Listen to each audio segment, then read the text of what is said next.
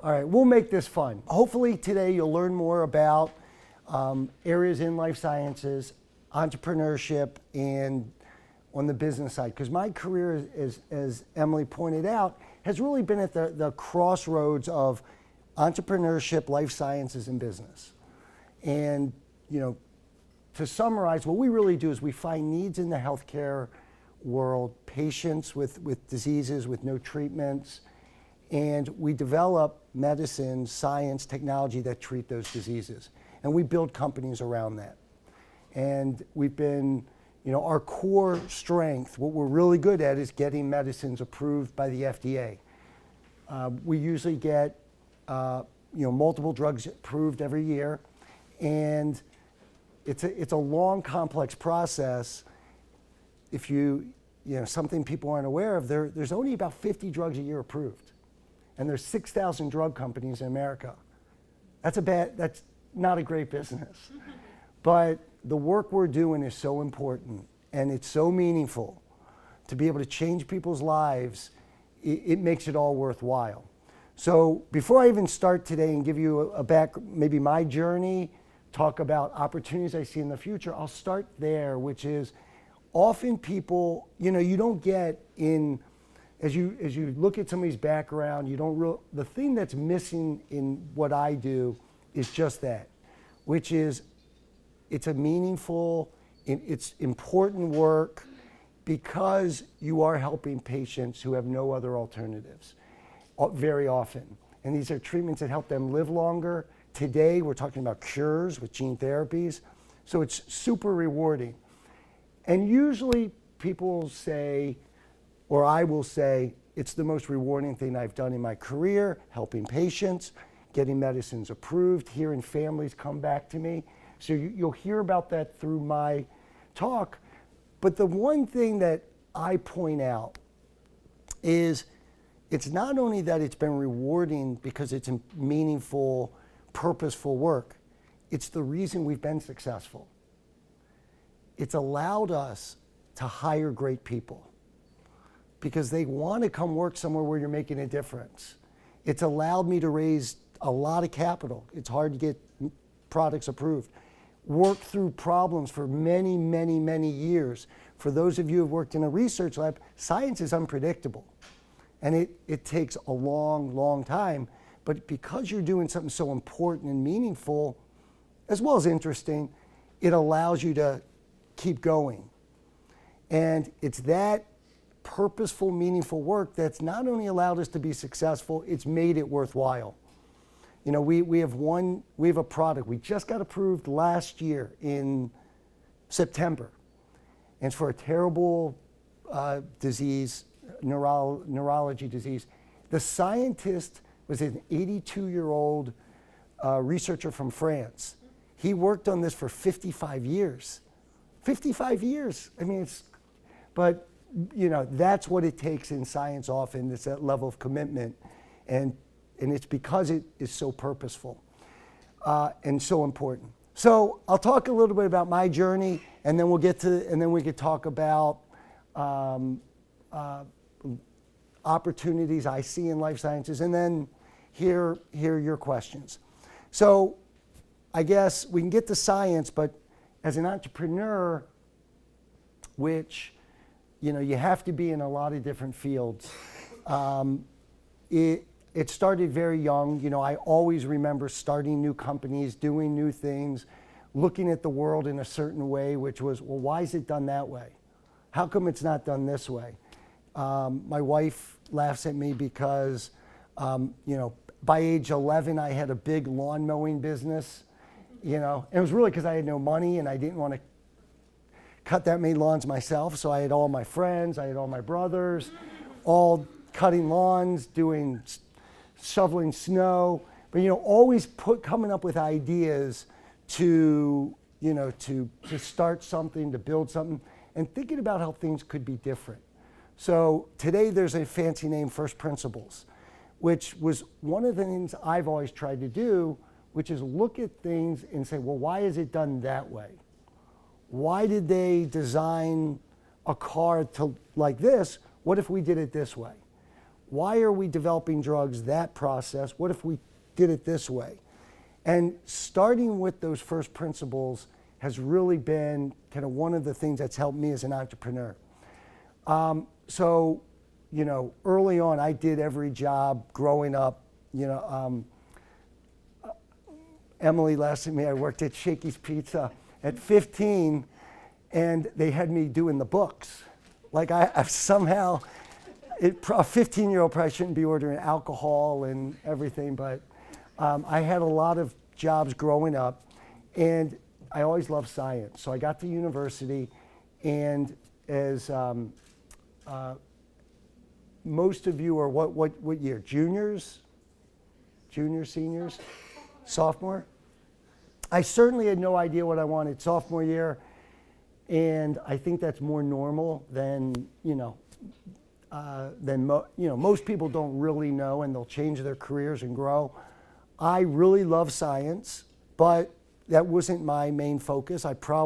It's funny, we're in the chem building. I struggled to get through biochem. I hated it, or I probably would have gone fully into science. Does anybody like biochem? Does anyone know someone? Oh, we got one. Okay, you're the one. Okay. Because of that, I focused more on business, but I love science. I ended up thinking I was going to law school senior year. I was planning on law school, I was accepted to law school, and I had a girlfriend who had asthma. I took her to the medical center multiple times, and I would ask the doctors questions like, why isn't it working this way?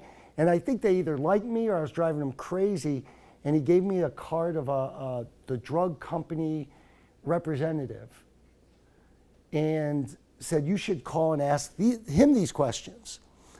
And I ended up calling on behalf of my friend, and the drug rep said, you know what, it was a manager, said, we actually need someone in Chicago. Would you be interested in the job? Because I was graduating. And that's how I got from law school to, I'll take 1 year and see if I like this. And I never went back. I loved it. I didn't love everything, but I loved that we were helping patients. And I remember the moment it occurred to me that this is what I want to do. Because remember, I was still going to go back to law school. I was just taking a year. I was going to make some money. I was sitting in a doctor's office, and the doctor said, let me take you into this other room. One of the patients that's on the drug trial for your drug is in there. And it was a young lady, and some people have heard this story. It was a young lady, and I remember her family was Indian. So the whole family. I mean, there was like 30 people in the room to go to her visit to the doctor appointment. And I go in, I'm like, oh my God, I hope the drug's working. Because they were going to take her into surgery and remove a quarter of her brain, which is, epilepsy surgery, to stop where the seizures were starting. And we go into to the appointment, and it turns out she was having no seizures, from going from 20, 30 a day. And the family was thrilled, doctors thrilled, she's thrilled. And I remember just thinking, wow, we could do this with a medicine. This is what I want to do for my rest of my life. And, it wasn't great design that I ended up there. It just turned out that I was at that point, and it really connected with me, and that's what I wanted to do. So from then on, I really committed myself. And the other benefit of starting where I did was I was at the bottom of the company. I was, whatever it took, I was going to do it. But it allowed me, I rotated through different divisions in the company, from manufacturing, clinical, regulatory, sales, research. And it gave me a good understanding, but never feeling like, I see it a lot where people get out and they're like, well, I'm not going to do that. The best thing that happened to me is I never felt that way. I was doing, if somebody needed a job done, I'd be like, I'm doing it. And I was able to do these little niche jobs that nobody wanted.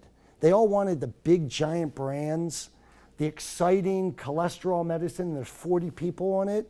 And I would take the little crappy drug that had no sales that nobody wanted to focus on. But it was great because it was just me. And that was one of those, that was advice I give everybody. Go in areas where you can differentiate yourself, where you can figure things out. It doesn't have to be the biggest, most exciting area. Go into an area, find opportunities, and it really was what benefited me. I remember early in my career, like 3 years in, they needed someone in Japan, and nobody wanted to, like, who wants to go to Japan at like for like indefinite time? And I was young. I was like, that's so exciting. I raised my hand. I went, and it was a great opportunity. It got me, exposed me to things, gave me benefits. So all of these things were really helpful in my career.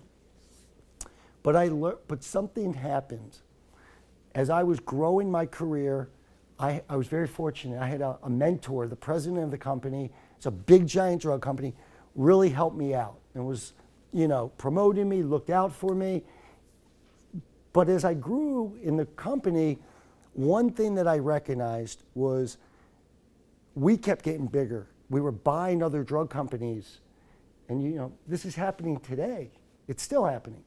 These companies grow, and it's hard when you're a large company to innovate. So what you do is you buy other companies to get new products, and you keep growing, and then they become very big, and they don't focus on smaller opportunities. So my first innovation was I recognized that nobody was focusing on rare diseases. There were 7,000 rare diseases, 5% of treatments. So imagine if you're one of those families or people with a rare disease and you don't have hope, because 50 drugs a year get approved. There's 7,000. You don't even go to your doctor anymore because you're like, well, why am I going? There's nothing you could do. And the big drug companies are saying, well, it's not big enough for us. We got such infrastructure. The drugs have to be this big for us to focus on. So we started getting, I left the big company to start companies that were focused in this area. And it was more rewarding to me. Instead of the fourth cholesterol drug, I could innovate something brand new where there was nothing. And it was meaningful and purposeful. I was able to recruit great people because of it. I was able to, the need was clear, so I was able to get financing partners.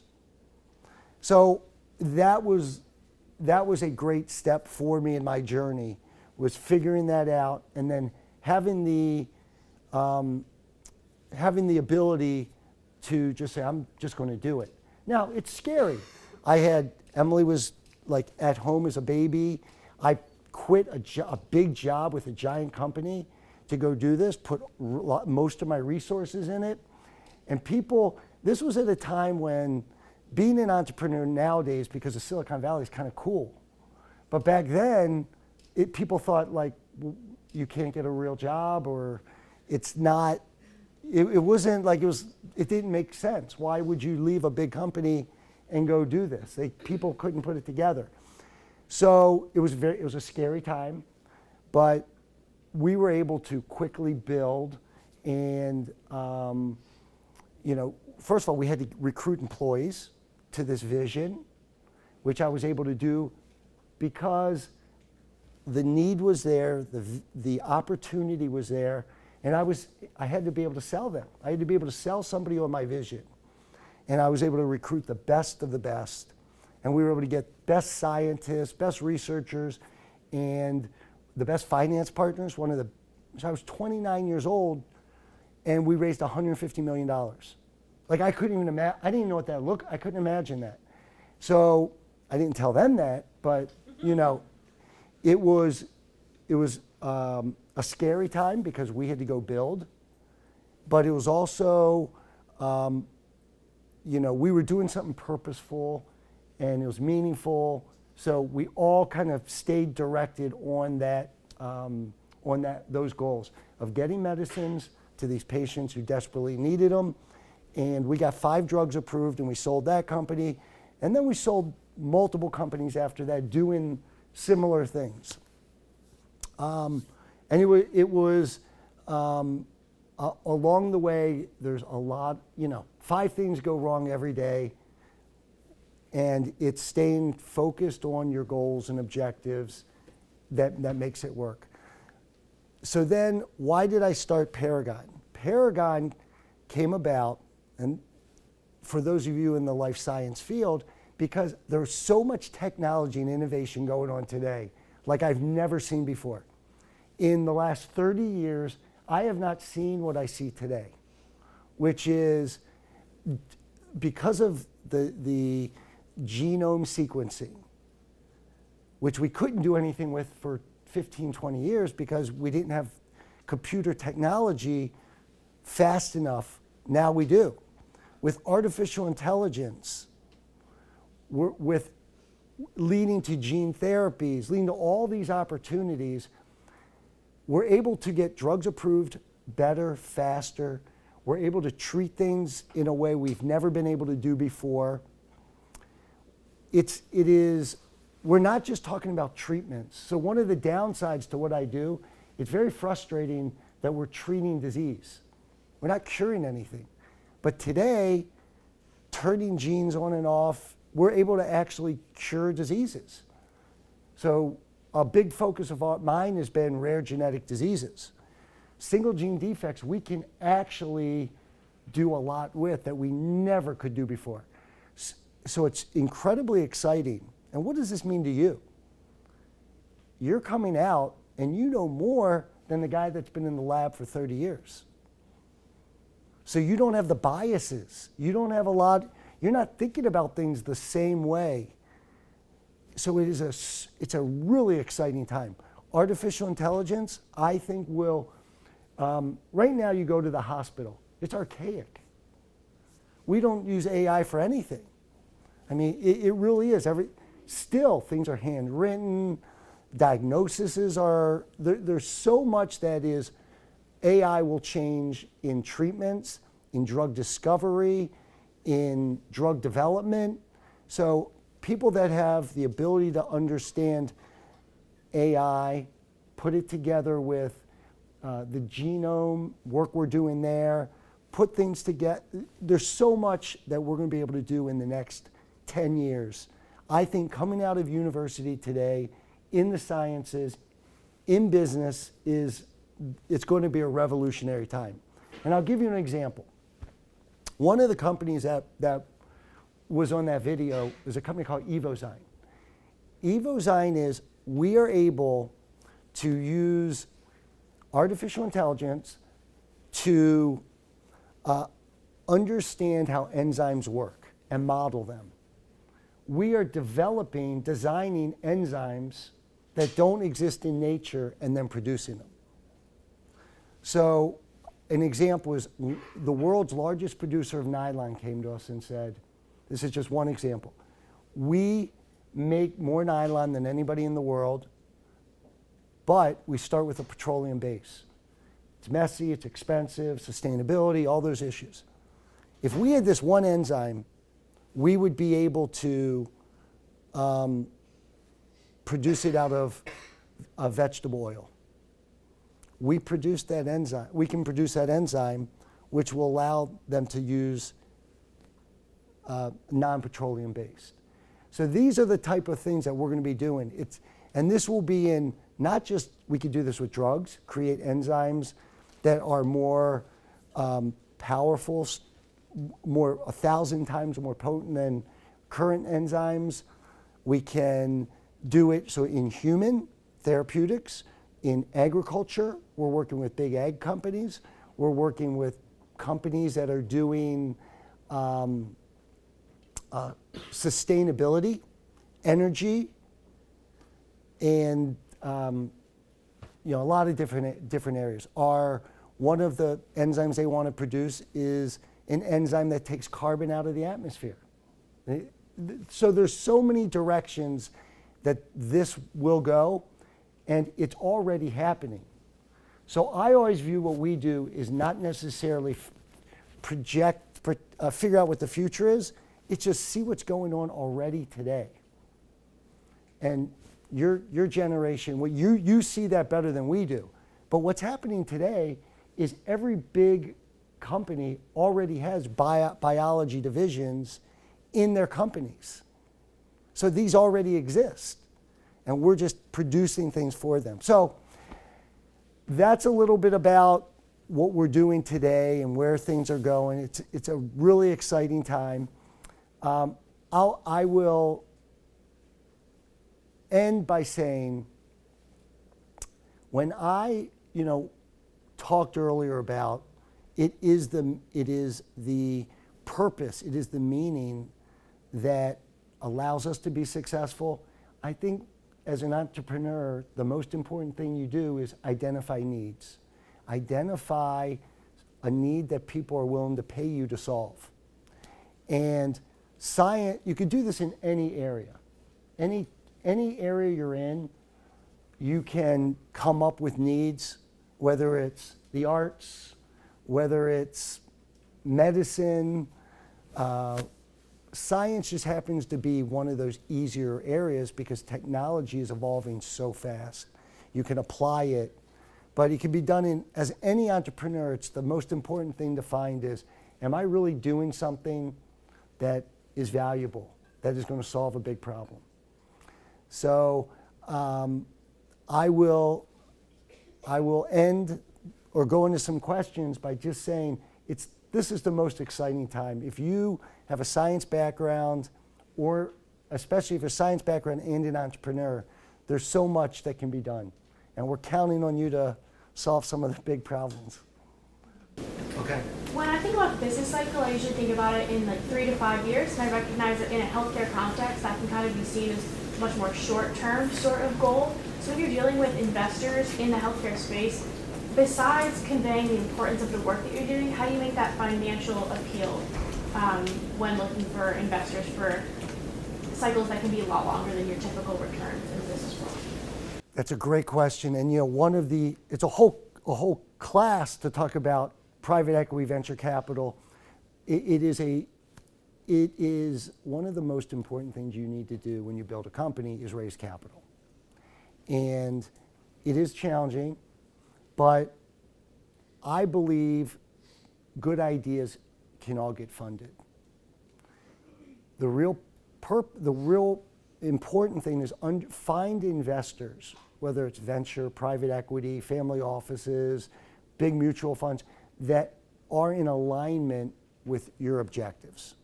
So many people go to the wrong sources and it just doesn't work. So I've always tried to find long-term capital. And because science is unpredictable, you need longer term. So today, we fund the early portion to get it to proof of concept. We take that risk. And then we have partners, Fidelity, giant mutual funds that are they're long-term focused. Because while we know most of our outcomes are 5 to 7 years, sometimes it's much long, it's 10 years. And we want to have that room. Now, sometimes you end up in a partnership where their objectives and your objectives cross, and you have to sell early or do other things. But the real trick, there's a lot of sources of capital today. I mean, it's gotten better. The most important is if you are really early stage, you got an idea, and you want help, you should have venture capital. If you have cash flow or close to cash flow, you should be at private equity. Then there's family office money. Now there's even money from companies or family offices, but there's also from patient advocacy groups. Cystic fibrosis funded Vertex's development. I mean, so there's a lot of sources, and that's a really important area because it's like a marriage. You want to make sure you understand what the long-term goals are, and you're going to have to live with each other for a long time. So communication is important. That's Emily? Can you just describe the structure of Paragon and why it's beneficial to have like one company, a parent company above like subsidiary companies, and like why it's beneficial to keep them small? So what we did was we learned the hard way. I mean, we would put a lot of drugs in one company, and what you find is drug development's really hard because different timelines, some drugs need a lot of resources, some don't, different mindsets. Neurologists think different than orthopedic docs or oncologists. So it creates competing cultures. So we set it up where we have one need. It's a dermatology. And we're going to do rare genetic derm. So we have one platform, and we're going to put all of our drugs in that company. And it's worked really well for us. It's one of the innovations I think that we've done better than big pharma. You've made the point that your company Paragon is distinct from big pharma, and that it focuses a lot more on like smaller scale research development. Wouldn't you still say that Paragon and big companies in big pharma, don't they still profit off of the same thing, which is selling drugs like for profit? Yes, part of, it's an important conversation because if you don't, you need to incentivize research. Like I said, there's 6,000 drug companies, 50 drugs get approved. Who's going to do that? It's like it doesn't, you really have to find investors who are going to put capital that they made into a company and they're expecting some return for all the risks they're taking. And most medicines will not get approved. That's just the reality. But the ones that do, you want to make sure you have return for your investors so you can build new companies, get new drugs approved. Otherwise, those 7,000 diseases will never get treatments. I'm interested in seeing what your perspective is on kind of artificial intelligence where there's not that many reimbursement pathways, especially AI that's related to preventative medicine, because it's looking like CMS especially is not taking any action to make that something that physicians are going to want to use, and they don't adopt things that they're not improving their bottom line. You're exactly right. It is, AI can save cost to our system, enormous cost. I'm on the board of a giant credit card company, and we are using AI throughout the organization, saving billions of dollars. Then we look at our healthcare system, because we're so regulated, we're slow, we are not incorporating AI into our healthcare system the way we should be. You should walk into your doctor's office, he should say all your symptoms, and it should come up with a list of potential diagnoses. But we're just not there yet. We are evolving to get there. We're just ahead of the curve. AI will get there, and I think in the next few years, it's going to change the entire healthcare system. But you're right, the risk is, are you too far ahead of the curve? But I think it's a great place to be involved today. And we have 2 companies in AI right now.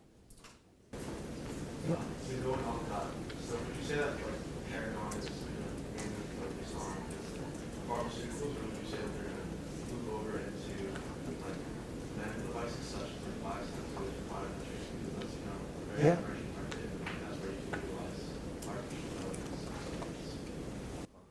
That's a great question, great point, and we have done that. We recognize developing drugs is a portion of what we do, but we are using, we have companies in AI, diagnosis, we have radiology diagnosis. So right now, radiologists are reading images, and there's too many images for them to read. There's a lot of false positives, there's a lot of problems. AI can do this very well. And we got the first AI diagnosis approved for breast cancer, which was a very bad, it's a really good company. It's really successful because previously the process was not very good. And I think this is going to be throughout life sciences. So yes, it's an exciting area. So again, kind of going off that theme, you mentioned like hospitals today are archaic.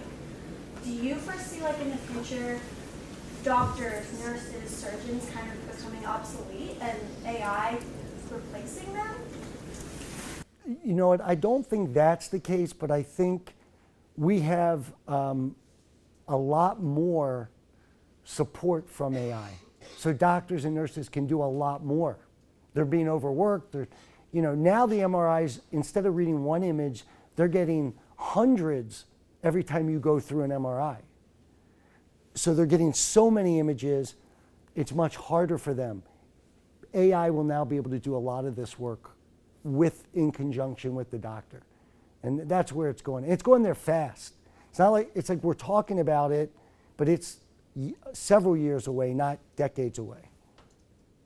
Those technologies are already being developed. Yes.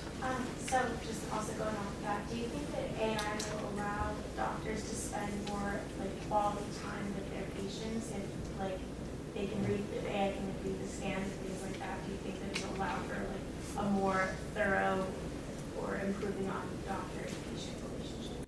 Yeah, that's a great point. I do think one of the observations has been by a lot of university, hospitals, a lot of training is more about, right now it's spending a lot of technical time doing technical observations that can be done by machine learning or AI.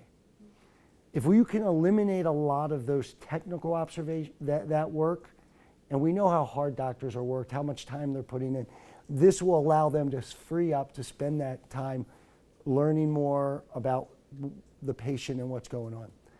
And that is, I think, a lot of where the training of medical centers is going as well. I understand how you used your science background when you were in like R&D and stuff like that in those sectors, but how do you think your health science background has helped you now in your position?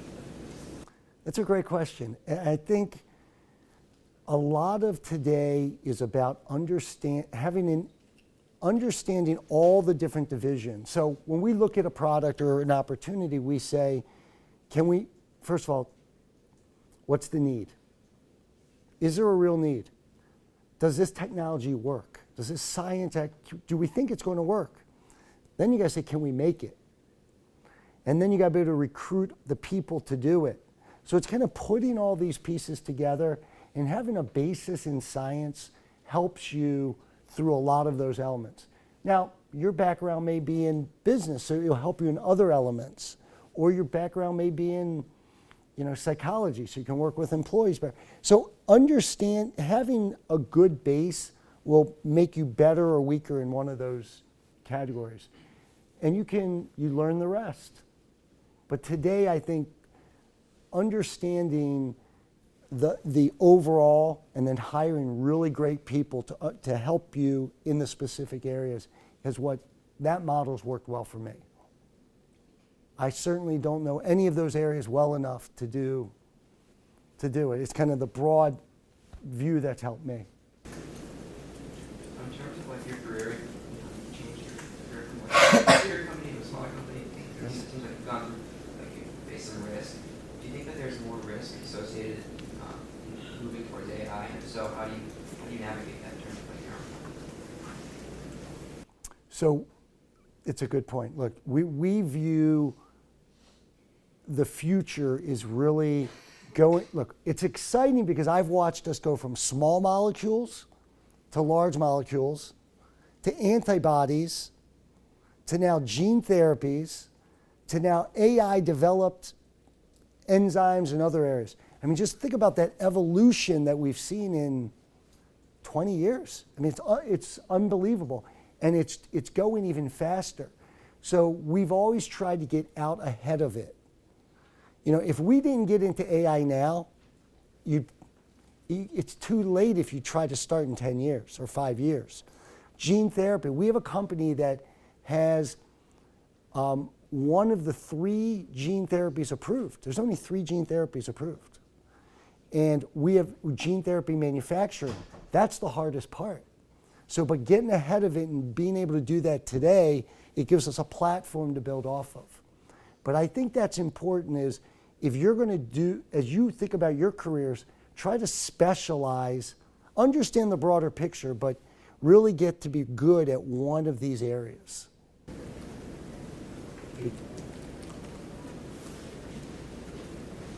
Jam?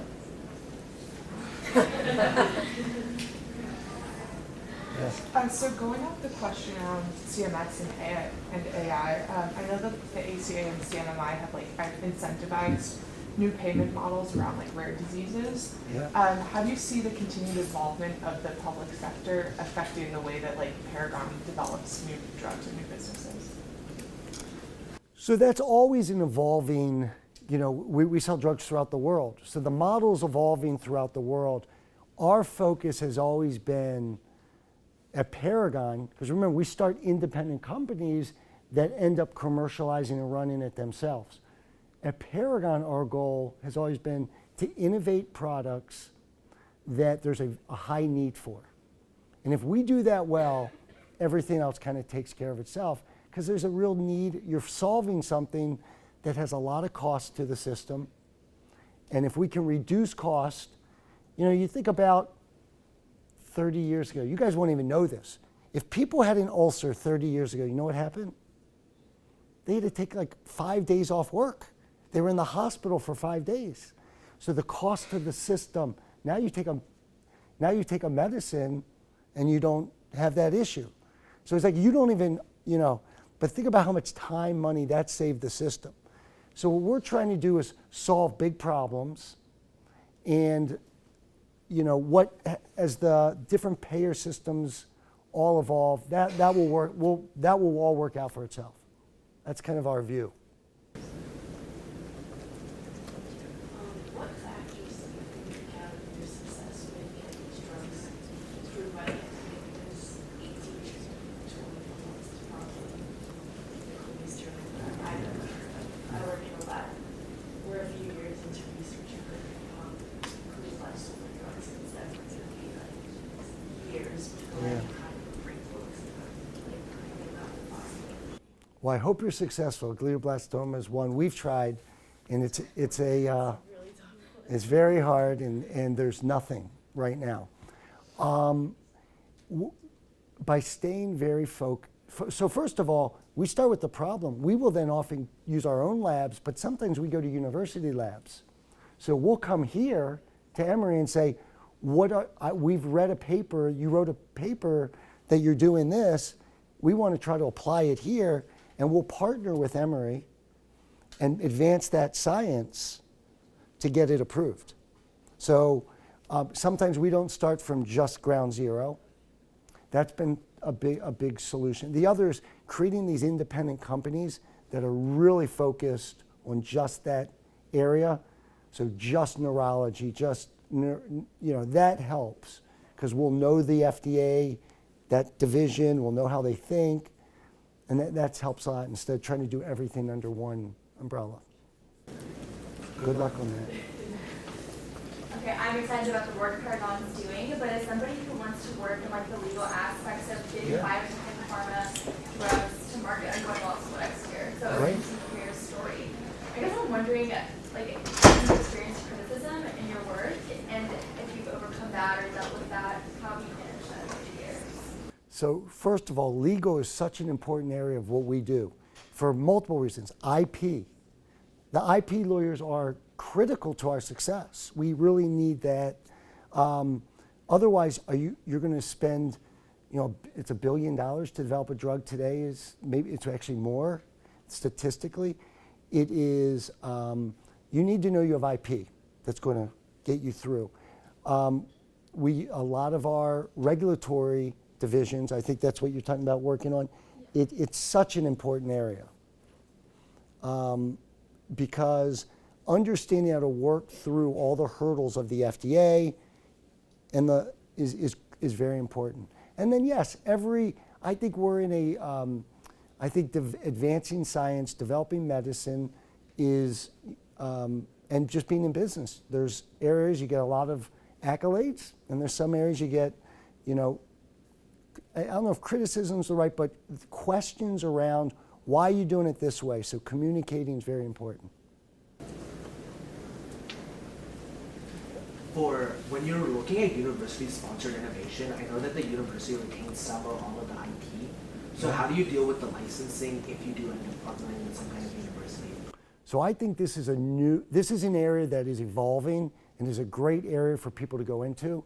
This whole tech transfer, understanding, it used to be universities were often white paper researchers, where doing basic research was pure and you were doing God's work. It was really, but developing something to be commercialized looked dirty. And that was like, if you got paid for it, that was bad. And that's the old model. Because now people realize even University of Chicago, Emory, all these great, Stanford develops, innovates more IP, Caltech. It's become where you want to see your science advance. And these researchers are becoming entrepreneurs. And they partner with business school students, and they create companies, and they're producing new technologies that get approved all the time. So it's that IP. You want the university to do very well, but you want to incentivize the researchers to develop technology, develop research, not just for tenure, but to actually get to market to help patients and help society. So that's really changed. Now the best universities in the world are investing very heavily to producing more, getting more of their IP, not just producing patents, but actually getting them to market. So,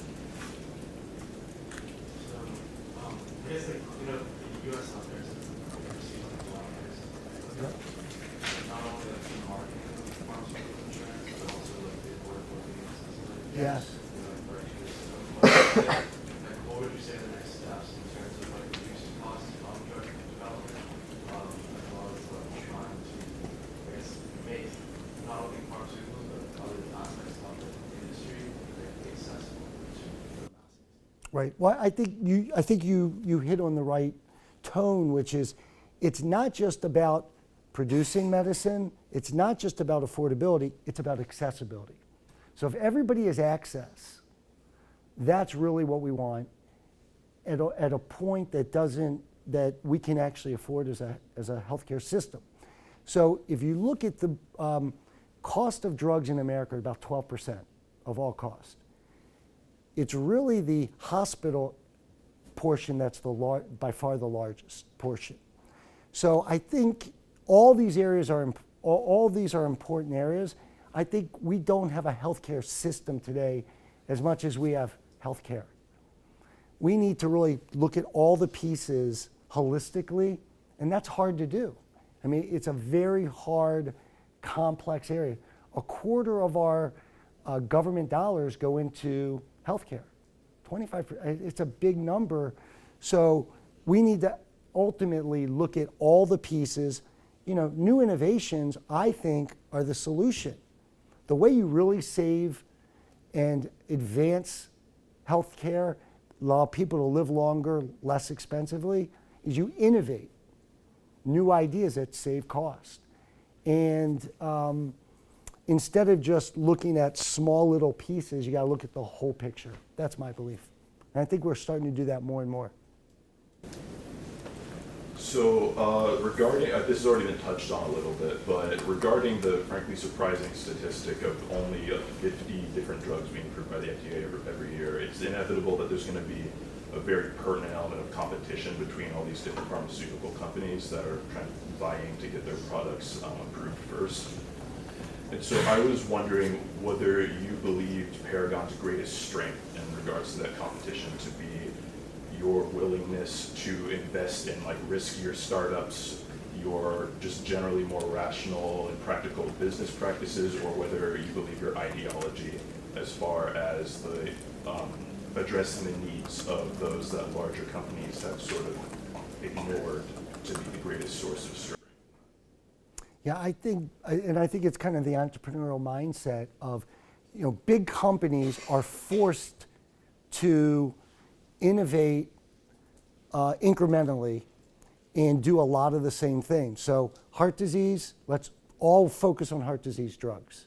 It's important, but do you really need multiple drugs in the same category? Incrementally better? No.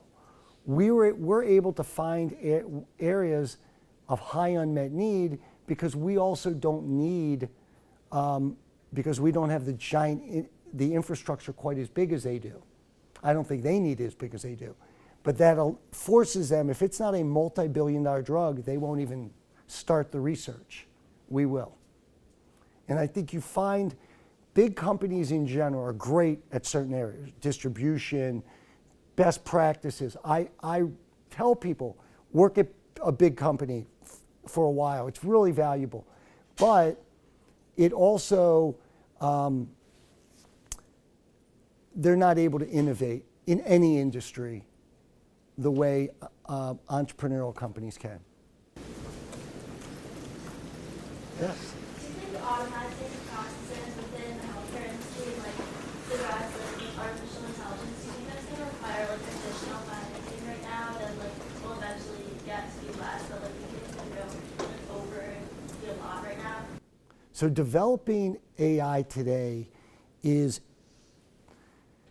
as computers get faster and more, and we're talking about quantum computing now, all these areas are allowing us to produce AI at a cheap, the cost keeps going down. And that's allowed us to get to the point we can. It's faster, it's more effective. So it's because of the advances we're making in the computer area, in the technology area, that's allowing us to do AI. Then in the, it's because we were sequencing the genome, because of some of that, which is allowing us to do advanced gene therapies and understand things we never understood before. And it's combining these areas that is really exciting. But yeah, I think costs are coming down for all these areas. And developing drugs, when you do drug development, you have to have a placebo. So statistically, when you have a placebo, you have to have a lot of patients because you have placebo effect. So when you use gene therapy, you don't have to have, you don't need a placebo. You just use the gene therapy. So you can use a lot less patients, it's a lot less expensive. When you're looking for new companies to invest in, what's your process for assuring that the ideas you're investing in are sound? So how do you avoid investing millions of dollars into a concept that could be a company bust? It's hard. It is. It's a, no process is perfect. But what we do is we have a group of people who will do enormous amounts of research around all those areas. Around, first of all, what's the need? Is there really a need? Interview doctors, interview patients, interview what's the patient journey look like? How does it fit in? Interview payers. I mean, one thing people forget, our payer system is actually very sophisticated. The payers understand what they will pay for, what they won't, before you start developing it. Understanding, can you make it? You don't know how many technologies are out there that would be great. You just can't manufacture it. It's too hard. It's too early in this we don't have the pieces yet. So we look at all the different components before we really start to invest heavy. And that early work is critical, and that's why life sciences are different than any other area. I joke that you could start a tech company in Starbucks with a computer. You could be 18 years old. But to start a life science company, you need usually PhDs, MDs, you need statisticians, you need IP attorneys. It's a much broader group that you often need to do that. But you can do some of that work early on just doing research. What your ideas or thoughts might be on the failing antibiotics market? So Yeah. you have examples where things get approved by FDA and the company does that same week actually application and the lens just fold it. Yeah. So you're approaching drug development in a really novel way. Do you think that this could apply to the antibiotics market or maybe not? What are your thoughts on Yeah, it's a great question. Antibiotics market needs to be readdressed. I mean, there used to be more antibiotics developed. Then what happened was the FDA had made some changes, and then the users made changes. So what happened was, if I was about to invest in developing an antibiotic, long process, expensive, hard, you get it approved, and the hospital systems could say, you know what, we're going to put this on reserve. Meaning we're not going to use it until there's an emergent, unless it's very serious. So now you don't sell any. So drug companies stopped developing antibiotics. Now it's scary. I mean, go to infectious disease conferences if you really want to be scared. It's the scariest, worst. You won't sleep at night. But it is an area we really have to reinvent. It's going to take hospitals, payers, and government to all look at what's going on. Because antibiotics should be an area we have a lot more development. So going on that, I guess what do you think, or what are your thoughts on the current approach of like pharmaceuticals now? So it's more so like implant medicine, like targeted on specific pandemics or epidemics, or like more so transform into like holistic medicine, or like personalized, or even like I'd say more so like immunology and stuff of that nature. Just because you know there always will be something that develops beyond their own like advances. So for example, the coronavirus or Ebola, there's always going to be something next. So what do you think is like the next step to solve that? So I think there needs to be, these are all important areas, and they all need to be developed. And we need to look at where the research is and apply it to each of these problems. A lot of these challenges are already being developed in labs, and they just need to be applied correctly. So, this terrible virus going on in China that is now coming to the US and possibly, I believe in labs today, we're already developing things that can be applied. We just have to apply it. So do you foresee in the future healthcare shifting from like a disease treatment kind of way of operating to like focusing on preventative healthcare with gene therapy, or no, just because of different factors?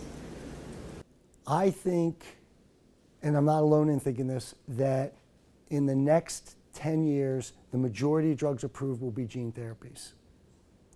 And it doesn't mean we won't still develop traditional biotechnology drugs, but it's just there's such an opportunity. We could do so much with these gene therapies that we could never do before, and they could be applied in so many ways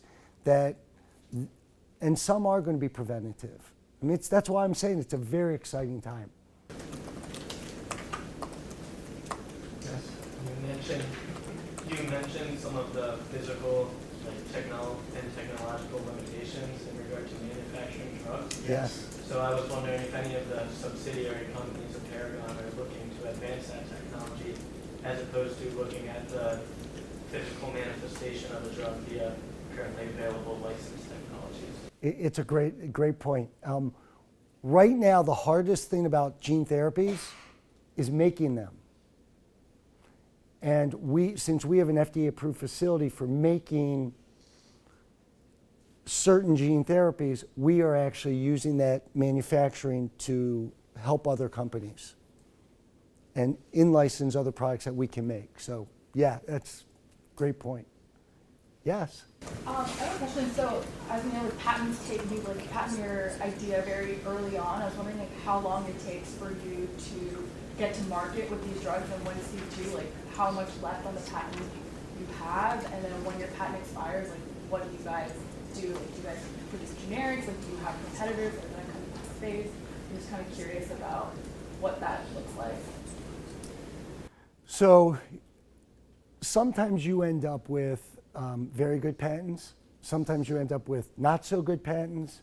When we develop a medicine, we assume we're never going to have more than 10 years, just because today generics will find, it's a competitive market. So we try to never assume more than 10 years. And, gene therapies are different. Biologics are 12 years now. So, I mean, they're all different, but it is a critical part of the equation. One thing most people are just not even aware of is 50% of drugs developed never make back the money that was it cost to get the drug approved. And a big portion of that factor is the patent, is having enough runway at the end to actually get it approved and then reinvest. But yeah, it's a very important area, and one that most people don't think enough about. Patent attorneys, 3 people are really important in drug companies that are overlooked. Patent attorneys, so IP, statisticians. If you power your study wrong, you don't find out for 6 years, and it's a problem. Then you've messed up. And then other is the regulatory attorneys, getting the regulatory team working to design things and package them correctly. Yes. As preventative healthcare kind of expands in the U.S., how do you see that affecting the drug market?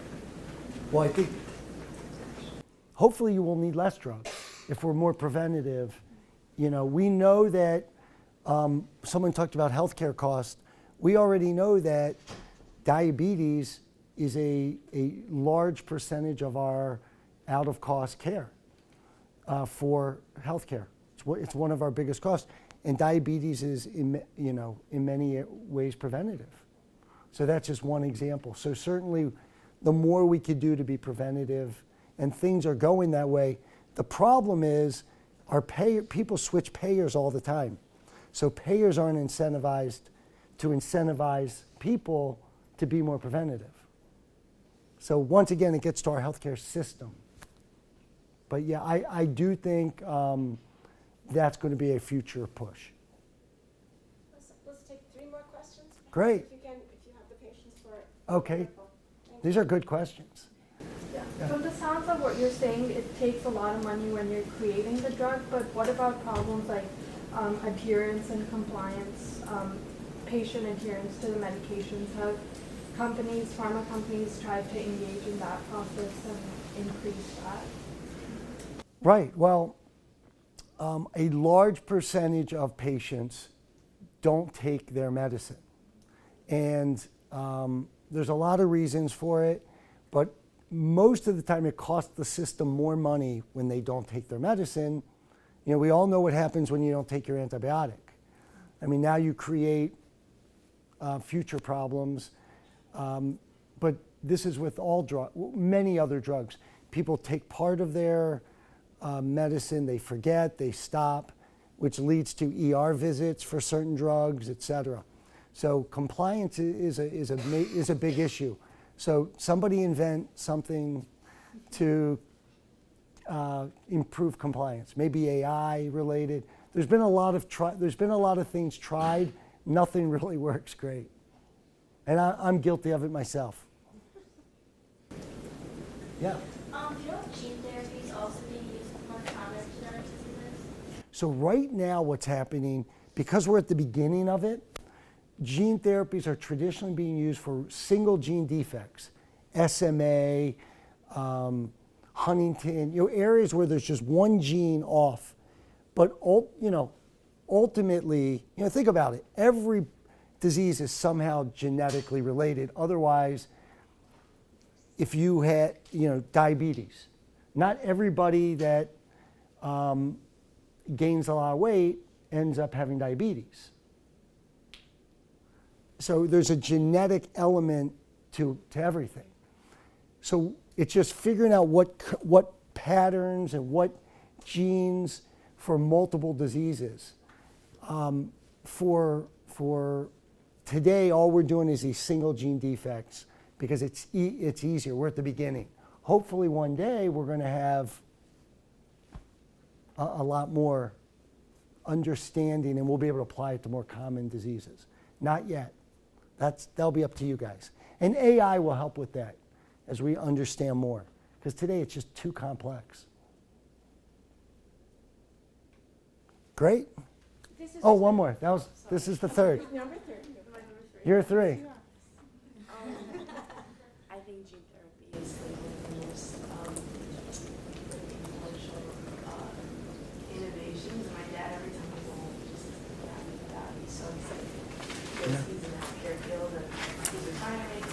But I recently read an article about a girl who had a genetic disease, and I think she got approved for something that I think FDA, but I think the cost of the gene therapy was like insane amount of money. I think it was like $1 million. Yeah.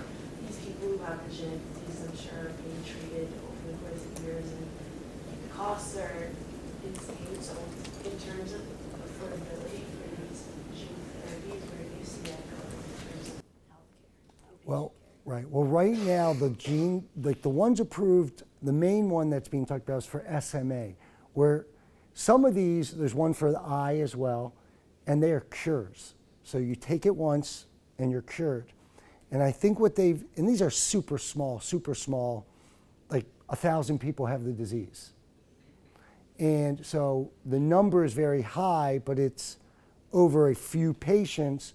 So the insurance companies are all paying for it and covering it because it's a cure and because it's a very small group of patients. So to their overall treatment, they do the math and they say this makes sense for us to cover this. But ultimately, they will come way, way, way down as the diseases get bigger and bigger, as we're able to treat larger diseases. And that's ultimately where it should go. But great question. I'm excited about it as well. And that's where I see things going. Well, you share that excitement beautifully. What we have to do is thank Mitchell and Denise Tansman, who are our alumni, who have very generously donated the funds for this annual event first. Otherwise, we couldn't have the great honor of having you here. Great. And the Berson lecture is named for Denise Tansman's parents, one of whom was in business and one of whom was in medicine. So Andrea Hirscheder and I share the pleasure and the honor of being able to offer this since our first year in our new health innovation concentration. So that is, I don't know that everyone here knows that, so excuse me for taking your time, but it's important to honor them. And we are very excited with this opportunity for all the reasons you've just said, which is this is the future. This is about health. It couldn't be anything more important. And for all the ideas you have, if you don't know what to do with it, it doesn't help anybody. Right. So thank you. You have been just wonderful with our students. Thank you. Thank you. Great questions. I enjoyed it.